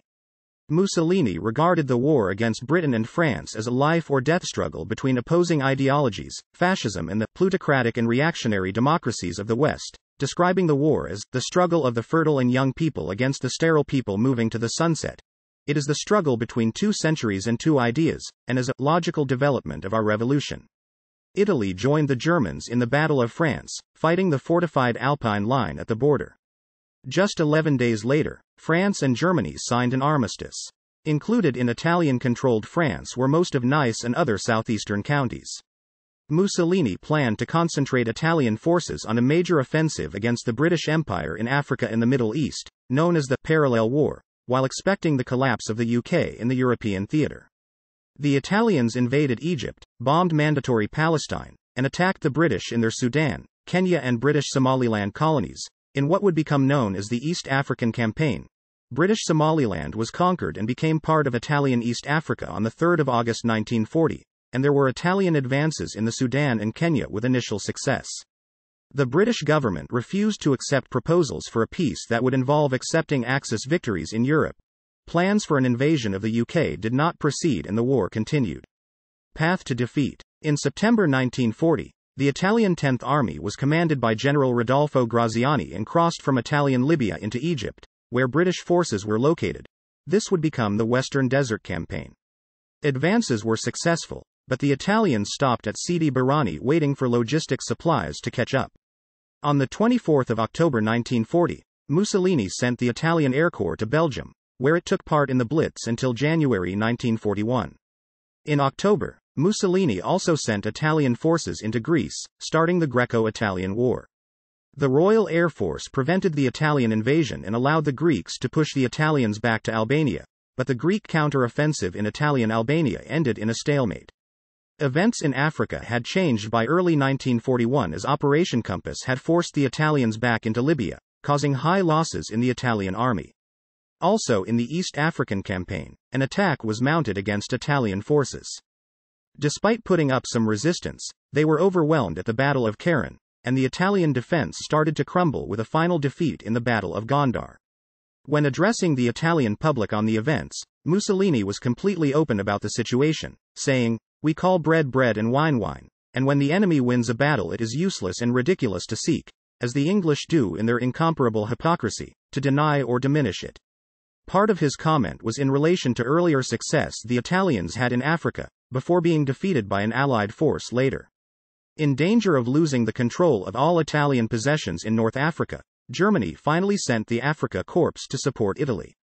Meanwhile, Operation Merida took place in Yugoslavia to end the Greco-Italian War, resulting in an Axis victory in the occupation of Greece by Italy and Germany.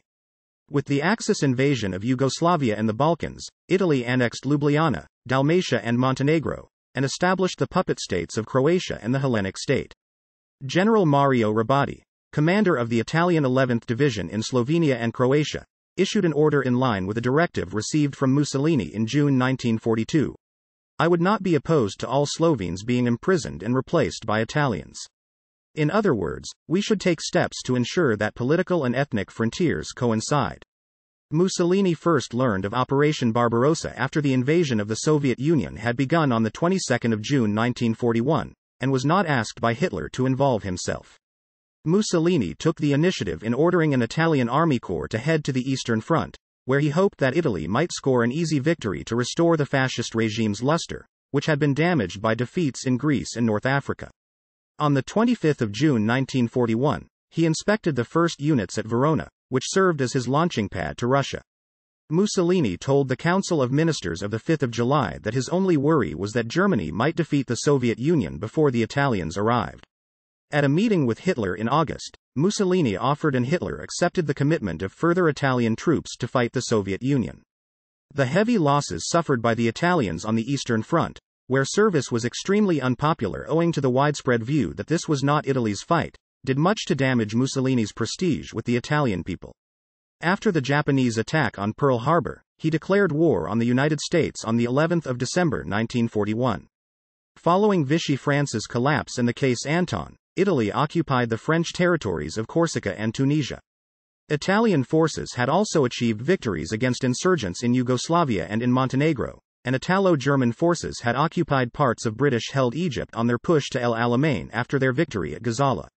Although Mussolini was aware that Italy, whose resources were reduced by the campaigns of the 1930s, was not ready for a long war, He opted to remain in the conflict to not abandon the occupied territories and the fascist imperial ambitions. Dismissed and arrested. By 1943, Italy's military position had become untenable. Axis forces in North Africa were finally defeated in the Tunisia campaign in early 1943. Italy suffered major setbacks on the Eastern Front as well. The Allied invasion of Sicily brought the war to the nation's very doorstep. The Italian home front was also in bad shape as the Allied bombings were taking their toll. Factories all over Italy were brought to a virtual standstill because raw materials, such as coal and oil, were lacking. Additionally, there was a chronic shortage of food, and what food was available was being sold at nearly confiscatory prices. Mussolini's once ubiquitous propaganda machine lost its grip on the people. A large number of Italians turned to Vatican Radio or Radio London for more accurate news coverage. Discontent came to a head in March 1943 with a wave of labor strikes in the industrial north, the first large-scale strikes since 1925. Also in March, some of the major factories in Milan and Turin stopped production to secure evacuation allowances for workers' families. The German presence in Italy had sharply turned public opinion against Mussolini. For example, when the Allies invaded Sicily, the majority of the public there welcomed them as liberators. Mussolini feared that with Allied victory in North Africa, Allied armies would come across the Mediterranean and attack Italy. In April 1943, as the Allies closed into Tunisia, Mussolini had urged Hitler to make a separate peace with the USSR and send German troops to the west to guard against an expected Allied invasion of Italy. The Allies landed in Sicily on the 10th of July 1943, and within a few days it was obvious the Italian army was on the brink of collapse. This led Hitler to summon Mussolini to a meeting in Feltre on the 19th of July 1943. By this time, Mussolini was so shaken from stress that he could no longer stand Hitler's boasting. His mood darkened further when that same day, the Allies bombed Rome, the first time that city had ever been the target of enemy bombing. It was obvious by this time that the war was lost, but Mussolini could not extricate himself from the German alliance. By this point, some prominent members of Mussolini's government had turned against him. Among them were Grandi and Ciano. Several of his colleagues were close to revolt, and Mussolini was forced to summon the Grand Council on the 24th of July 1943. This was the first time the body had met since the start of the war. When he announced that the Germans were thinking of evacuating the south, Grandi launched a blistering attack on him. Grandi moved a resolution asking the king to resume his full constitutional powers, in effect, a vote of no confidence in Mussolini. This motion carried by a 19-8 margin. Mussolini showed little visible reaction, even though this effectively authorized the king to sack him. He did, however, ask Grandi to consider the possibility that this motion would spell the end of fascism. The vote, although significant, had no de jure effect, since by law the prime minister was responsible for his actions only to the king, and only the king could remove him. Despite this sharp rebuke, Mussolini showed up for work the next day as usual. He allegedly viewed the Grand Council as merely an advisory body and did not think the vote would have any substantive effect. That afternoon, at 1700, he was summoned to the royal palace by Victor Emmanuel, who had already decided to oust Mussolini. However, the Duce did not know of the monarch's intentions, who had placed an escort on him and had the government building surrounded by 200 carabinieri. When Mussolini tried to tell the king about the Grand Council meeting, Victor Emmanuel cut him off and formally dismissed him from office, although guaranteeing his immunity. After Mussolini left the palace, he was arrested by the carabinieri on the king's orders. The police took Mussolini in a Red Cross ambulance car, without specifying his destination and assuring him that they were doing it for his own safety. By this time, discontent with Mussolini was so intense that when the news of his downfall was announced on the radio, there was no resistance of any sort. People rejoiced because they believed that the end of Mussolini also meant the end of the war. The king replaced Mussolini as prime minister with Marshal Pietro Badoglio. In an effort to conceal his location from the Germans, Mussolini was moved around. First to Ponza, then to La Maddalena, before being imprisoned at Campo Imperatore, a mountain resort in Abruzzo where he was completely isolated. Badoglio kept up the appearance of loyalty to Germany, and announced that Italy would continue fighting on the side of the Axis. However, he dissolved the Fascist Party 2 days after taking over and began negotiating with the Allies. On the 3rd of September 1943, Badoglio agreed to an armistice between Italy and Allied armed forces. Its announcement 5 days later threw Italy into chaos. German troops seized control in Operation Axii. As the Germans approached Rome, Badoglio and the king fled with their main collaborators to Apulia, putting themselves under the protection of the Allies, but leaving the Italian army without orders.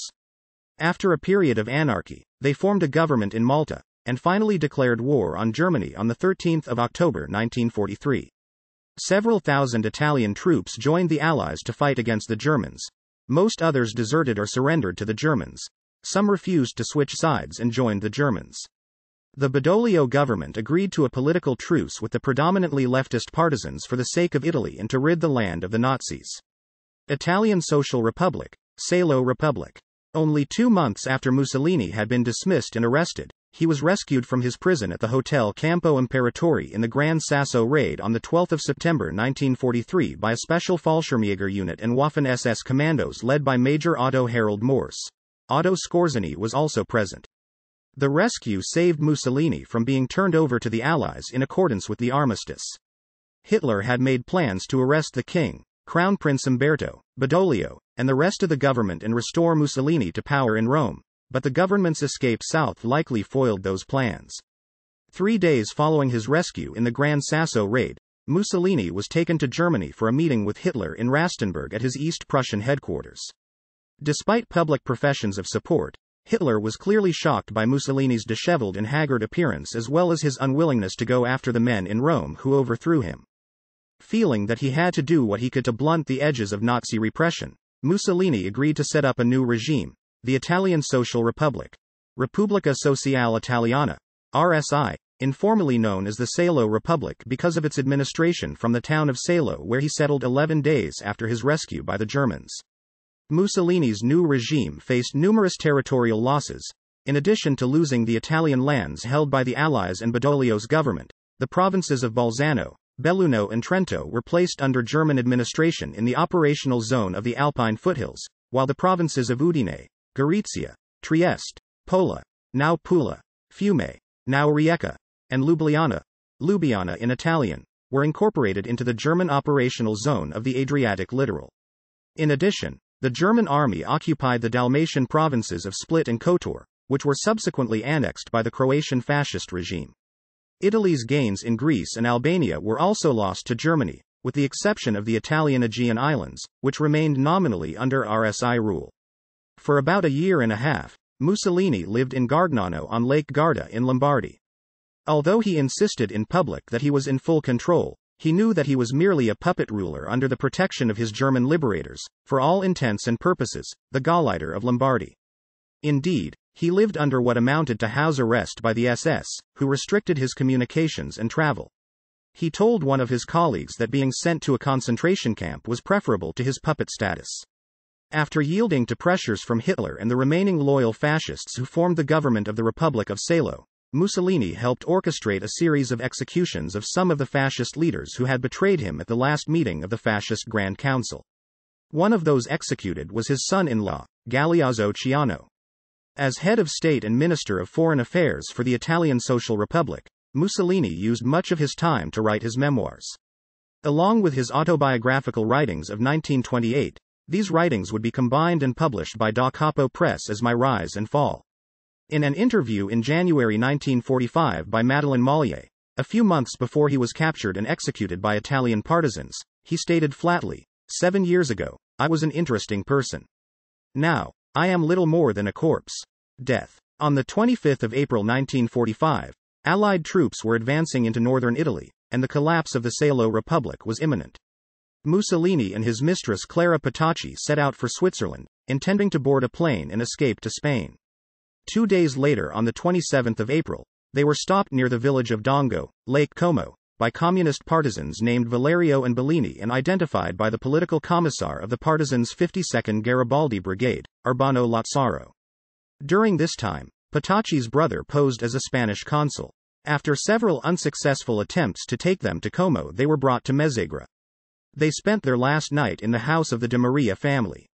With the spread of the news of the arrest, several telegrams arrived at the command of the National Liberation Committee for Northern Italy from the Office of Strategic Services headquarters in Siena with the request that Mussolini be entrusted to the control of the United Nations forces.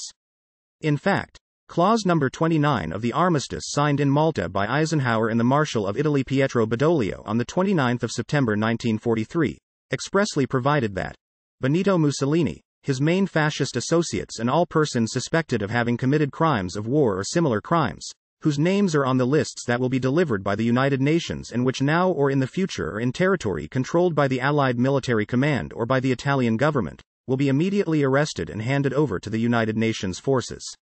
The next day, Mussolini and Petacci were both summarily shot, along with most of the members of their 15-man train, primarily ministers and officials of the Italian Social Republic.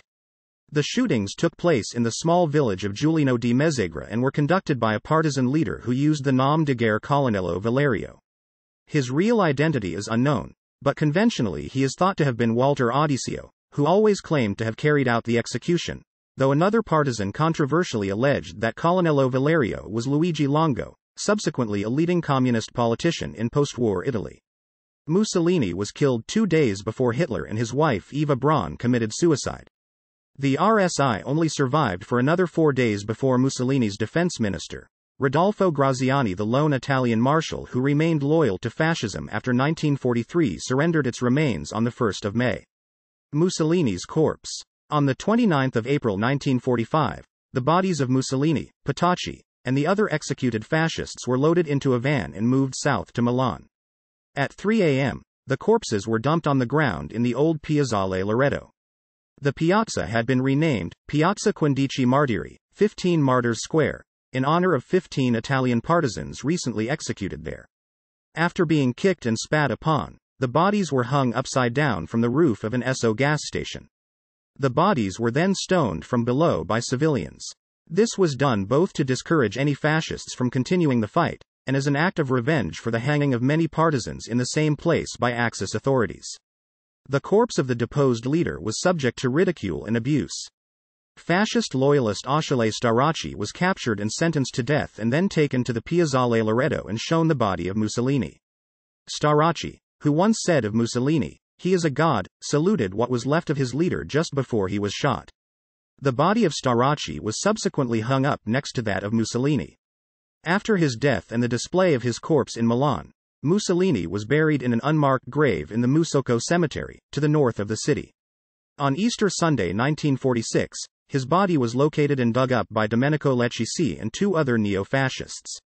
On the loose for months, and a cause of great anxiety to the new Italian democracy, Mussolini's body was finally recaptured in August, hidden in a small trunk at the Certosa di Pavia, just outside Milan. 2 Franciscan brothers were subsequently charged with concealing the corpse, though it was discovered on further investigation that it had been constantly on the move.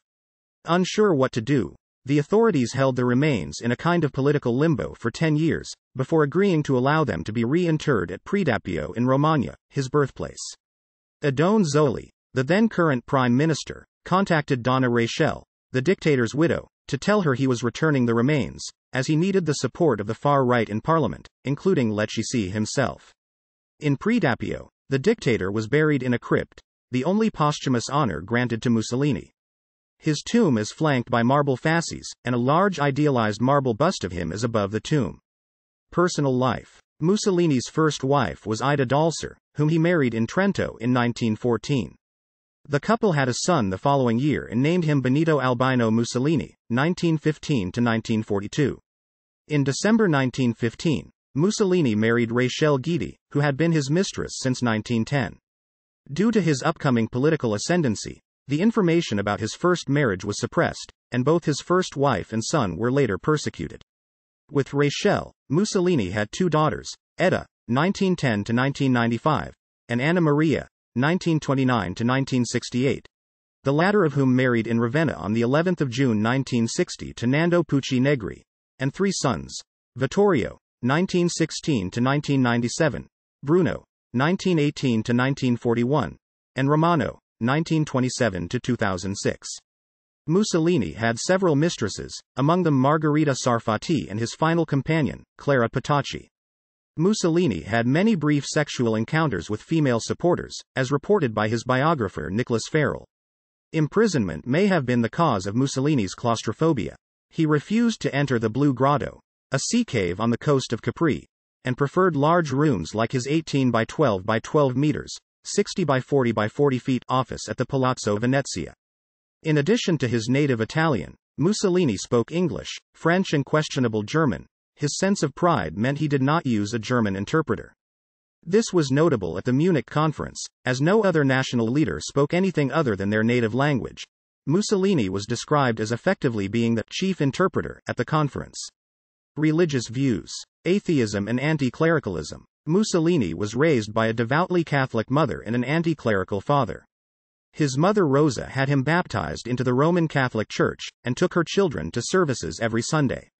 His father never attended. Mussolini regarded his time at a religious boarding school as punishment, compared the experience to hell, and once refused to go to morning mass and had to be dragged there by force. Mussolini became anti-clerical like his father. As a young man, he proclaimed himself to be an atheist and several times tried to shock an audience by calling on God to strike him dead. He believed that science had proven there was no God, and that the historical Jesus was ignorant and mad.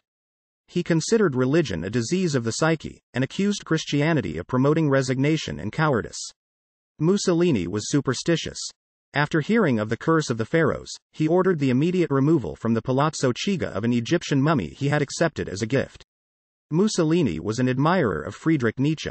According to Dennis Mack Smith, in Nietzsche he found justification for his crusade against the Christian virtues of humility, resignation, charity, and goodness. He valued Nietzsche's concept of the Superman, the supreme egoist who defied both God and the masses, who despised egalitarianism and democracy, who believed in the weakest going to the wall and pushing them if they did not go fast enough. On his 60th birthday, Mussolini received a gift from Hitler of a complete 24-volume set of the works of Nietzsche. Mussolini made vitriolic attacks against Christianity and the Catholic Church, which he accompanied with provocative remarks about the consecrated host, and about a love affair between Christ and Mary Magdalene. He denounced socialists who were tolerant of religion, or who had their children baptized, and called for socialists who accepted religious marriage to be expelled from the party. He denounced the Catholic Church for its authoritarianism and refusal to allow freedom of thought. Mussolini's newspaper, La Lotta di Classe, reportedly had an anti-Christian editorial stance. Lateran Treaty. Despite making such attacks, Mussolini tried to win popular support by appeasing the Catholic majority in Italy. In 1924, Mussolini saw that 3 of his children were given communion. In 1925, he had a priest perform a religious marriage ceremony for himself and his wife Rachel, whom he had married in a civil ceremony 10 years earlier. On the 11th of February 1929, he signed a concordat and treaty with the Roman Catholic Church. Under the Lateran Pact, Vatican City was granted independent statehood and placed under church law, rather than Italian law, and the Catholic religion was recognized as Italy's state religion. The Church also regained authority over marriage. Catholicism could be taught in all secondary schools, birth control and Freemasonry were banned, and the clergy received subsidies from the state and was exempted from taxation. Pope Pius XI praised Mussolini, and the official Catholic newspaper pronounced, "Italy has been given back to God and God to Italy." After this conciliation, he claimed the Church was subordinate to the state, and referred to Catholicism as, in origin, a minor sect that had spread beyond Palestine only because grafted onto the organization of the Roman Empire. After the Concordat, he confiscated more issues of Catholic newspapers in the next 3 months than in the previous 7 years. Mussolini reportedly came close to being excommunicated from the Catholic Church around this time. Mussolini publicly reconciled with the Pope Pius XI in 1932, but took care to exclude from the newspapers any photography of himself kneeling or showing deference to the Pope. He wanted to persuade Catholics that Fascism was Catholic and he himself a believer who spent some of each day in prayer. The Pope began referring to Mussolini as a man sent by Providence. Despite Mussolini's efforts to appear pious, by order of his party, pronouns referring to him had to be capitalized like those referring to God. In 1938, Mussolini began reasserting his anti-clericalism. He would sometimes refer to himself as an outright disbeliever, and once told his cabinet that Islam was perhaps a more effective religion than Christianity, and that the papacy was a malignant tumor in the body of Italy and must be rooted out once and for all, because there was no room in Rome for both the Pope and himself. He publicly backed down from these anti-clerical statements, but continued making similar statements in private. After his fall from power in 1943, Mussolini began speaking more about God and the obligations of conscience, although he still had little use for the priests and sacraments of the Church. He also began drawing parallels between himself and Jesus Christ. Mussolini's widow, Rachel, stated that her husband had remained basically irreligious until the later years of his life. Mussolini was given a Catholic funeral in 1957. Mussolini's views on anti-Semitism and race. Although Mussolini had initially disregarded biological racism, he was a firm believer in national traits and made several generalizations about the Jews. Nevertheless, Mussolini considered Italian Jews to be Italians. Mussolini's remarks on Jews in the late 1910s and early 1920s were often inconsistent and more suited to the moment, rather than reflecting a sincere belief in them. Mussolini blamed the Russian Revolution of 1917 on Jewish vengeance against Christianity with the remark, "Race does not betray race." Bolshevism is being defended by the international plutocracy. That is the real truth. He also made an assertion that 80% of Soviet leaders were Jewish. Yet, within a few weeks, he contradicted himself with the remark, Bolshevism is not, as people believe, a Jewish phenomenon. The truth is that Bolshevism is leading to the utter ruin of the Jews of Eastern Europe. In the early 1920s, Mussolini stated that fascism would never raise a Jewish question, and in an article he wrote he stated, Italy knows no anti-Semitism and we believe that it will never know it, and then elaborated, let us hope that Italian Jews will continue to be sensible enough so as not to give rise to anti-Semitism in the only country where it has never existed. In 1932, Mussolini during a conversation with Emil Ludwig described anti-Semitism as a German vice, and stated that there was no Jewish question in Italy and could not be one in a country with a healthy system of government. On several occasions, Mussolini spoke positively about Jews and the Zionist movement, although fascism remained suspicious of Zionism after the Fascist Party gained power. In 1934, Mussolini supported the establishment of the Batar Naval Academy in Civitavecchia to train Zionist cadets under the direction of Zeev Jabotinsky, arguing that a Jewish state would be in Italy's interest. Until 1938, Mussolini had denied any anti-Semitism within the Fascist Party. The relationship between Mussolini and Adolf Hitler was a contentious one early on. While Hitler cited Mussolini as an influence and privately expressed great admiration for him, Mussolini had little regard for Hitler, especially after the Nazis had his friend and ally, Engelbert Dollfuss, the Austro-fascist dictator of Austria, killed in 1934.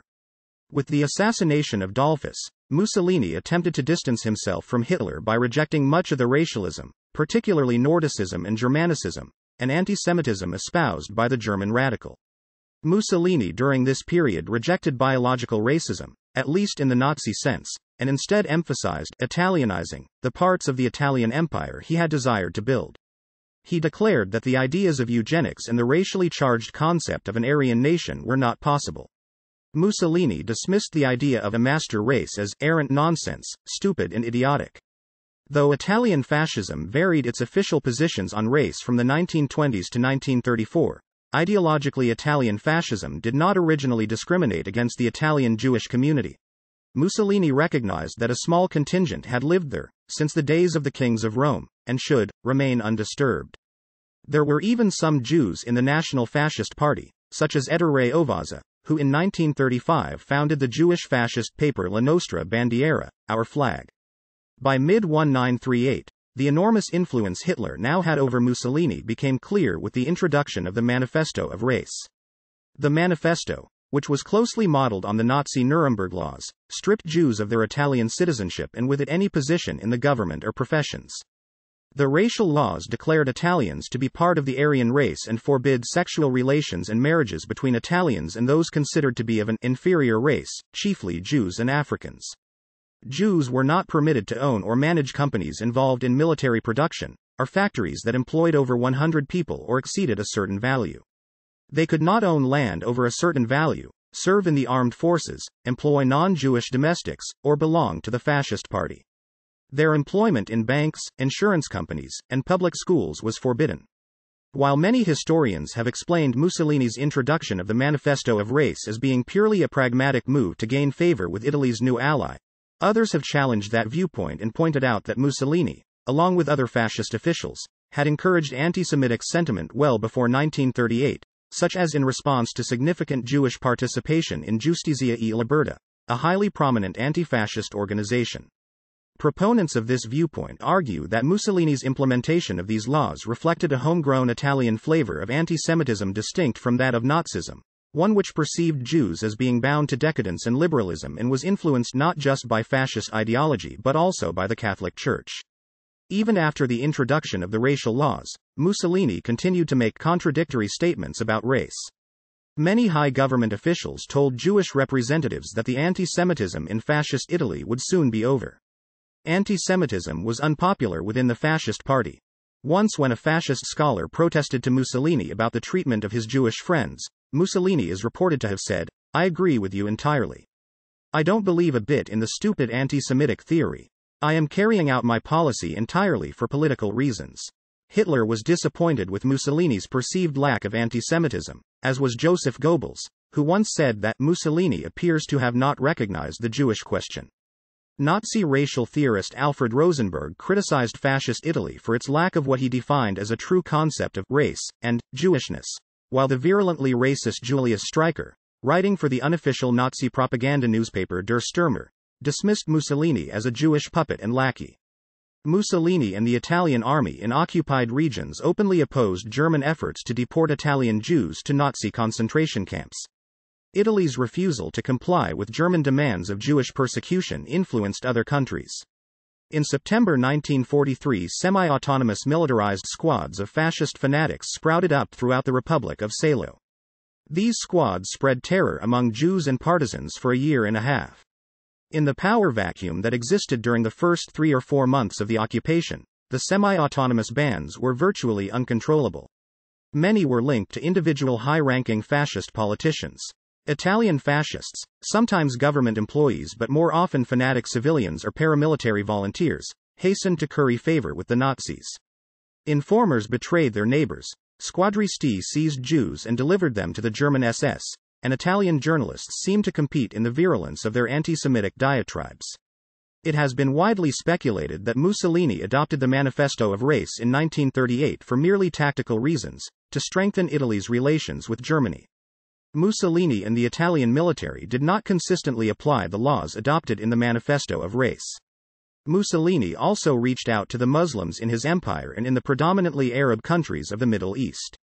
In 1937, the Muslims of Libya presented Mussolini with the sword of Islam, while fascist propaganda pronounced him as the protector of Islam. Despite Mussolini's ostensible disbelief in biological racism, Fascist Italy implemented numerous laws rooted in such notions throughout its colonial empire on his orders as well as those of lower-ranking fascist officials. Following the Second Italo-Senussi War, Mussolini directed Marshal Pietro Badoglio to ban miscegenation in Libya, fearing that Italian settlers in the colony would degenerate into half-castes if interracial relationships were permitted, as they were in neighboring Tunisia, then a French imperial possession. During the Second Italo-Ethiopian War and the ensuing Italian colonization of Ethiopia, Mussolini implemented numerous laws mandating strict racial segregation between black Africans and Italians in Italian East Africa. These racist laws were much more rigorous and pervasive than those in other European colonies, in which racial segregation was generally more informal, and were instead comparable in scope and scale to those of South Africa during the apartheid era, where laws dictated racial segregation down to the most mundane minutiae of society. Fascist Italy's segregationism further differed from that of other European colonies in that its impetus came not from within its colonies, as was usually the case, but from metropolitan Italy, specifically from Mussolini himself. Though many of these laws were ignored by local officials due to the difficulty of properly enforcing them, Mussolini frequently complained to subordinates upon hearing of instances of them being broken and saw the need to micromanage race relations as part of his ideological vision. Legacy. Family. Mussolini was survived by his wife, Rachel Mussolini, 2 sons, Vittorio and Romano Mussolini, and his daughters Edda, the widow of Count Ciano, and Anna Maria.